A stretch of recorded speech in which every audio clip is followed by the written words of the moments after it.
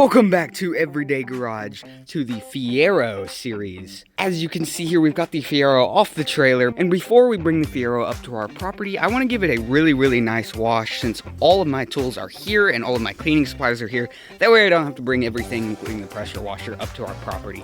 That way we can just do work up there. It will be super nice and clean. Hopefully it'll stay that way for a little while. We're going to do the whole exterior, the interior, the back, the front, and I'm probably going to try my best to clean the engine just to get it nice and clean. So let's go ahead and jump into our first time lapse of the series starting right now. Let's go!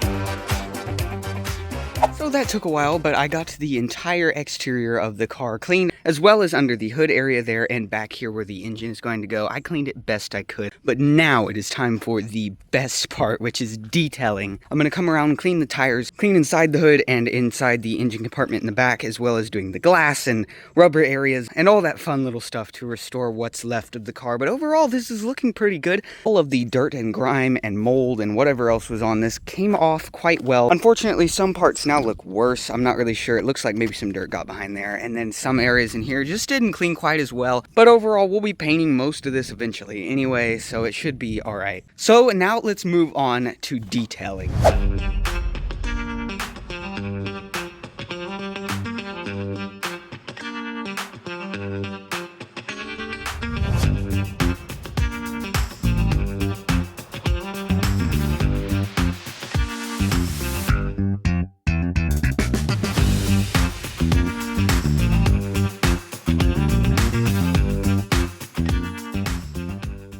No way. I mean, look how good this turned out. The paint was nearly completely gone, I thought. Look how good this turned out. Over here on the side areas, there was still a little bit of clear coat preserved. Up on the roof and the hood, of course it's missing. But look at the car. It shined back up a little. I mean, I'm not saying it's great or anything, but it did. It shined back up and brought some life back into the paint. Say hello to Todd, everybody. But overall, I couldn't be more happy with how this cleaned up. I think it looks pretty well for how bad it looked. I'm going to be waiting to clean the interior until we get up to our property because my vacuum's up there. So I'll be bringing all my cleaning supplies and cleaning that up there. But now let's go take a look at the engine and see if we can clean that best we can. All right, here is the engine right here. And I know I haven't shown this close up yet. This is a 1985 Fiero GT, a 2.8 liter V6. This is the stronger of the Fiero engines. I do believe they made a stronger one on the later models, but overall this is a pretty good, reliable engine. We're going to be cleaning it up and rebuilding this guy, but before we bring it up to the property and I start rebuilding it and bringing it apart, I want to go ahead and clean it, get as much junk off as I possibly can. Over here on this other side, there's just a lot of junk built up on the block here. I just want to clean up all the plastics, everything I can, best I can. Of course, we'll be repainting a lot of this anyway, but I want to do the best I can while it's here and I have all of my cleaners and tools. I'm going to hit everything with this foamy engine cleaner, and then I'll come back with the power washer, trying not to get too much into the electrical, but I just want to clean it best I can. So let's work on that.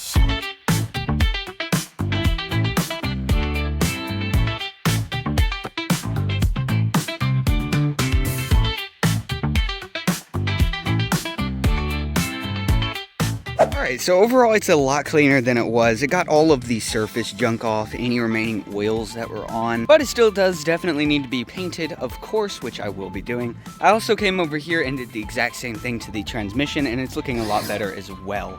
Now that we've got all the junk out of the engine, it's time to get everything, including the car, loaded up onto this trailer so we can bring it to our property and finally get started on this project. So we did just that. We got everything loaded up onto a trailer and moved everything out to our property. And I'm super happy with my workspace area here. I have a ton more space. So it's finally time to move on to cleaning the interior, which is a great step, and I'm super excited to see what it looks like afterwards. I just started by getting everything out of the seats and out of the floor that was left over from the last owner. And the next step I wanted to do was get the seats out so I could properly clean the carpets. With a 13mm wrench and a ton of time, I was able to get these seats out. They were very corroded and rusted, so it took a little while. Overall, the carpets don't look horrible, but they are stained in certain areas. The goal by cleaning these is to see if we're gonna have to replace it or not. It's only around $400 to replace the whole carpet set, so if worse comes to worse, we can do that. For these seats though, they will definitely need to be reupholstered, unfortunately. But for now, let's see what we can do to these carpets to get them as clean as I can today. I'm starting by vacuuming up all the dust and dirt and everything that was in these carpets, and even just that made a huge difference. I think I can do a lot better with some chemical cleaners because there are several stains left in these carpets.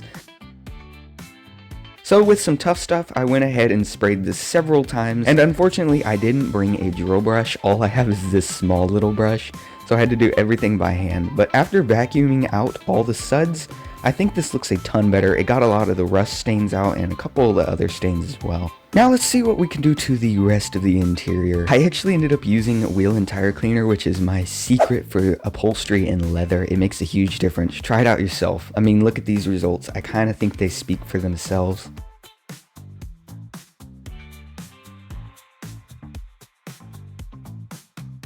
Look at these before and afters. It's a huge difference. Just very simple wheel and tire cleaner from O'Reilly. That's what I use, and it makes a huge difference. I know it's weird, but try it. Trust me, it works.